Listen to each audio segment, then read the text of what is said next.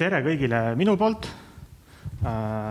Et siin on tulemas täna ridamisi väga sisukaid ettekandeid ja mina siis teen sellele kõigele alguse. Ehk siis alustame sellest, et mis siis oli käesoleva uuringu etapi eesmärk.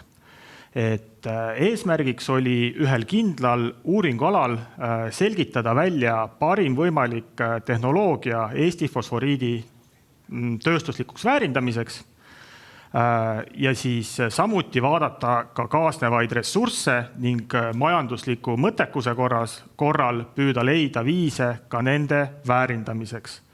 Ja ühelt poolt vaadati nii-öelda majandusliku poolt ja teiselt poolt vaadati ka siis võimaliku kaevandamise ja töötlemisega tekkivaid keskkonnamõjusid.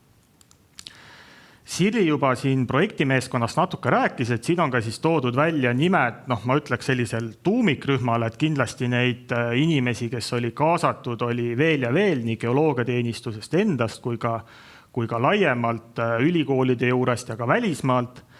Et enamus meist on doktorikraadiga, mitmed meist töötavad paralleelselt ka ülikoolide juures teaduritena ja kuna see projekt on palju suurem kui geoloogiateenistus tavaliselt teeb, siis mitmed inimesed ka tulid spetsiaalselt seda projekti geoloogiateenistusse tegema. Mis siis on need kõige peamised asjad, millega me tegelesime, et see uuringune tervikuna on kõigile avalik ja loetav, see on väga mahukav ja sellest kõige olulisemast me püüamegi täna siin kokkuvõtte teha, et kõik see algas nii-öelda geoloogiast, geoloogiline iseloomustamine, aga me vaatasime ka kaevandamist, me vaatasime põhjavett ja mõjusid sellele, me vaatasime, kuidas on erinevate tehnoloogiatega võimalik fosforiiti väärindada ja kas oleks võimalik fosforiidist eraldada haruldasi muldmetalle, millised jäätmed sellega tekivad ja mida teha nende jäätmetega. Ja samuti ka seda, et kui toimuks fosforiidi kaevandamine ja töötlemine, et milline oleks siis see mõju looduskeskkonnale ja ümbritsevale.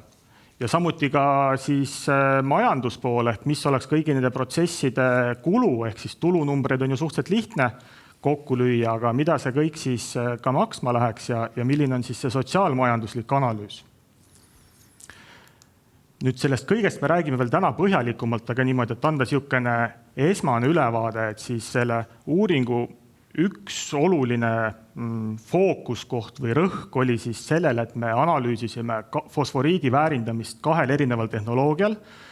Üks on siis väävelhappeline töötlus, see on maailmas laialdaselt levinud ja see siis koosneb sellest, et kõigepealt fosforiit rikastatakse, ehk siis meie materjali puhul eraldatakse liiv fosforit sisaldavatest karbipoolmetest, tekib fosforiidi kontsentraat ja sellest fosforiidi kontsentraadist väävelhappe lisamisega siis saab toota fosforhapet. Ja siis see fosforhappe omakorda leiab rakendust enamasti väetiste tootmisel, kuid ka elektroonikas, toiduainetööstuses ja mujal. Ja nüüd selle fosforhappe tootmise käigus tekib ka fosfokipsi. Nüüd seda väävelhappe suunda aitas meil teha Skandinaavia insenerfirma Afri ja laboratoorsed katsed teostati ühes laboris, mille siis lühend on SGS. Et kogu see tööde maht, mis sisaldas nii väiksel skaalal katsetusi, suurel skaalal katsetusi ja kogu inseneritehnilist lahendust oli 1,5 miljonit eurot.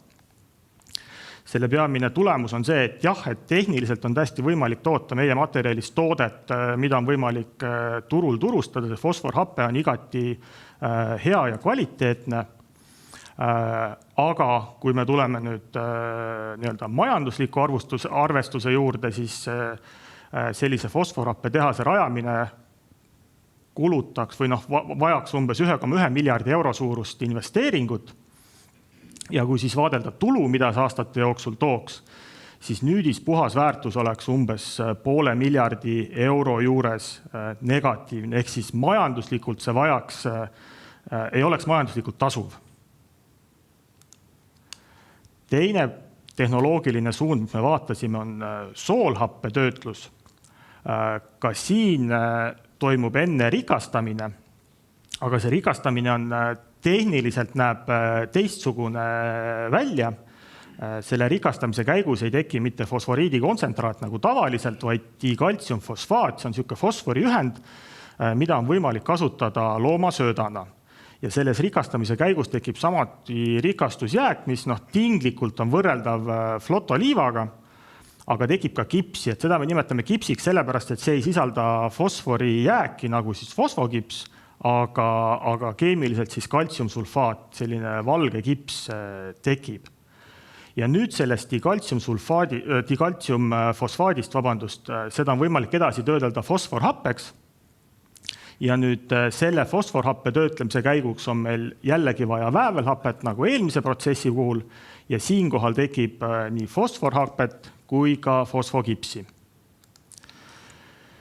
Seda soolhappe suunda aitasid meil uurida Belgia firma Breion ja insenerifirma Desmet. Nende lepingute kogumaht oli 1,1 miljonit eurot, samamoodi isaldasid nii katsetusi kui ka insenertehnilist lahendust.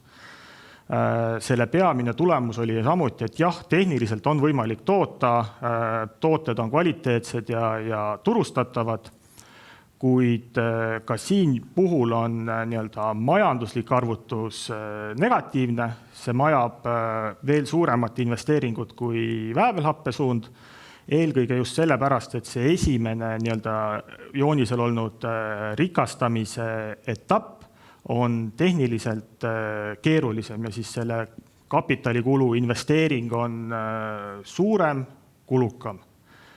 Ehk siis ka selle protsessi tulemus oli, et majanduslikult ei ole see tasuv. Aga sellega ma oma sellise sissejuhatuse lõpetaksingi ja siis läheksime juba eraldi järgnevate ettekannete juurde.